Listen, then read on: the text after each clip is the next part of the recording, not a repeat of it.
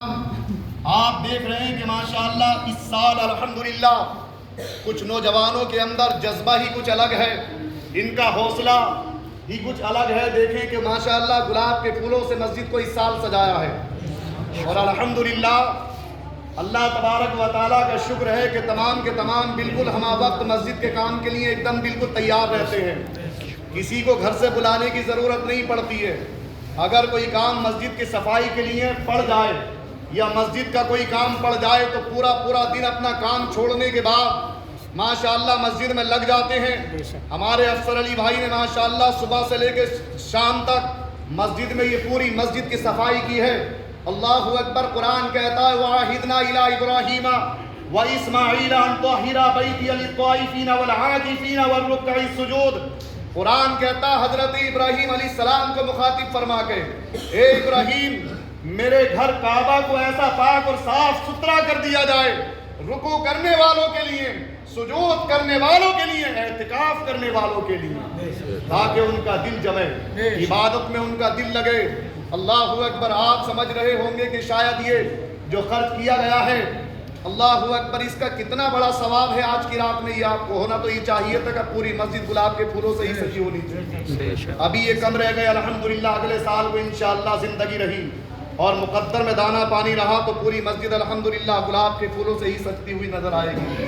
جب آپ اللہ کے گھر کو سجائیں گے، اللہ آپ کے دلوں کو سجائے گا، اللہ پاک آپ کے گھروں کو سجائے گا، آپ کی زندگی میں اللہ چار چاند لگائے گا، اس لیے کہ آپ اللہ کی رضا کے لیے، مصطفیٰ کی رضا کے لیے اس کام کو کر رہے ہیں۔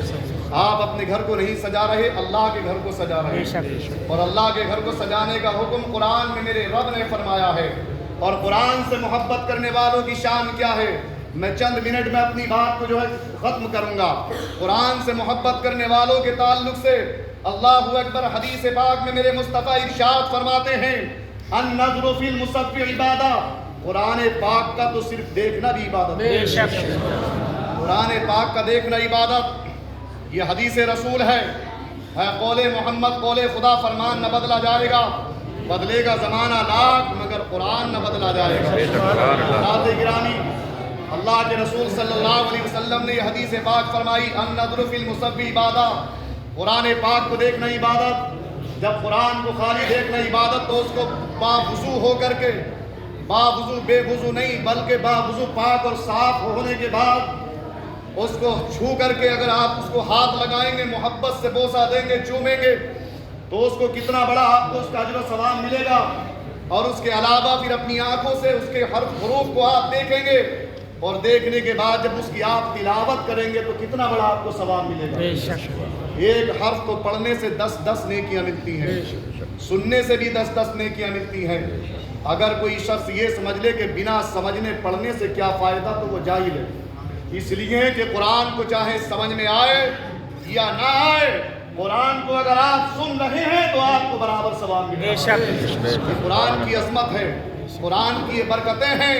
اور برادران ملت اسلامیہ، صرف معاملہ یہیں تک محدود نہیں ہے بلکہ قرآن کی برکتیں تو یہاں آپ حاصل کریں گے، اس کی لذتیں آپ نے رمضان کے مہینے میں تراویح میں سماعت کی ہیں۔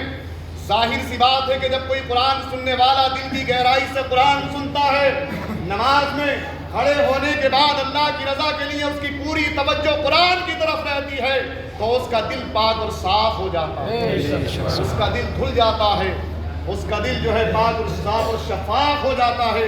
یہ قرآن کی برکتیں ہیں۔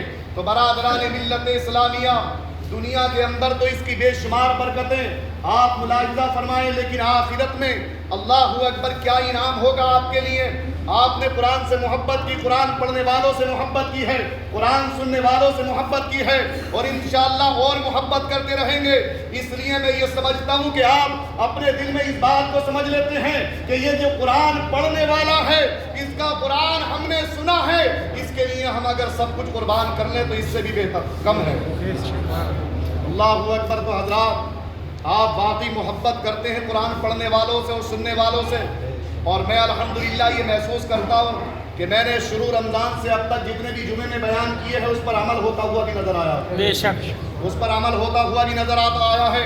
ماشاءاللہ کچھ لوگوں نے زکوٰۃ کا بھی اہتمام کیا ہے، اپنے مال کی زکوٰۃ بھی نکالی ہے، اور الحمدللہ پورا مہینہ رمضان کے روزوں کا بھی اہتمام کیا ہے.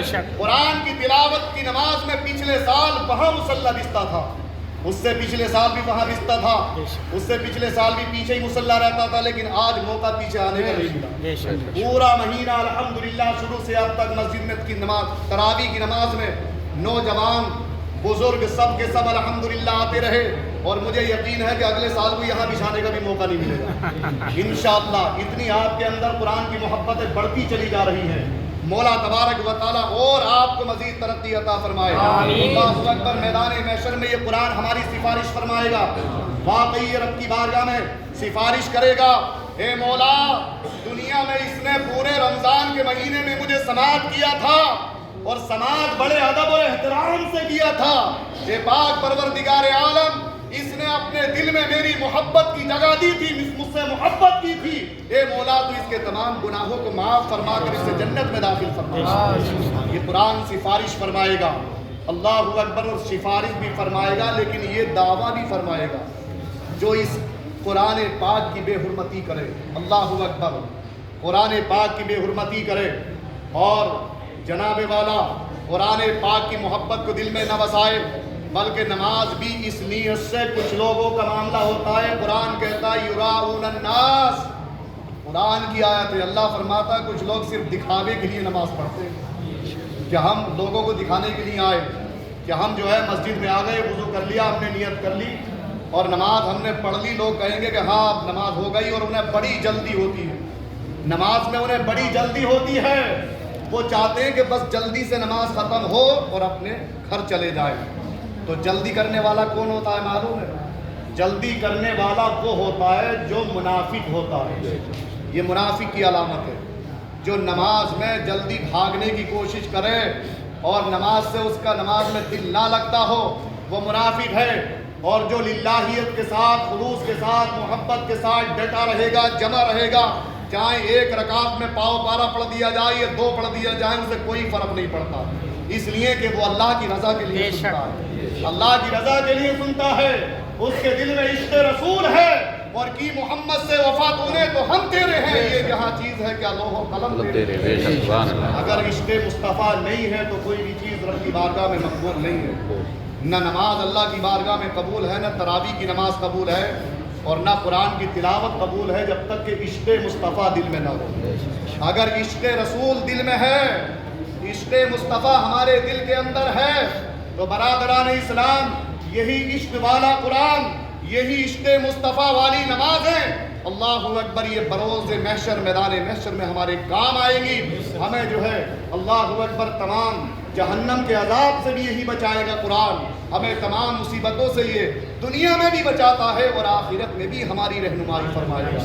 قرآن ہماری رہنمائی کے لیے آیا ہے. قد جاءکم من اللہ نور و کتاب مبین, تحقیق کیا گیا تمہارے پاس اللہ کی طرف سے ایک نور اور روشن کتاب. نور سے مراد ہے ہمارے اور آپ کے پیارے آقا جناب محمد رسول اللہ صلی اللہ علیہ وسلم, اور روشن کتاب سے مراد ہے اللہ کا مقدس قرآن. یہی وہ قرآن ہے جس نے ہمارے دلوں کو روشن اور منور فرمایا ہے. مولا تبارک و تعالیٰ کی بارگاہ میں دعا ہے پروردگار ہم تمام کے حوصلے کو اسی انداز میں قائم فرمائے, اور ہماری جامع مسجد کو مولا تعالیٰ خوب ترقی عطا فرمائے, خوب برکتیں عطا فرمائے, ہمارے محلے میں برکتیں عطا فرمائے. کھڑے ہو کر بھی صلاۃ و سلام پڑھتے ہیں.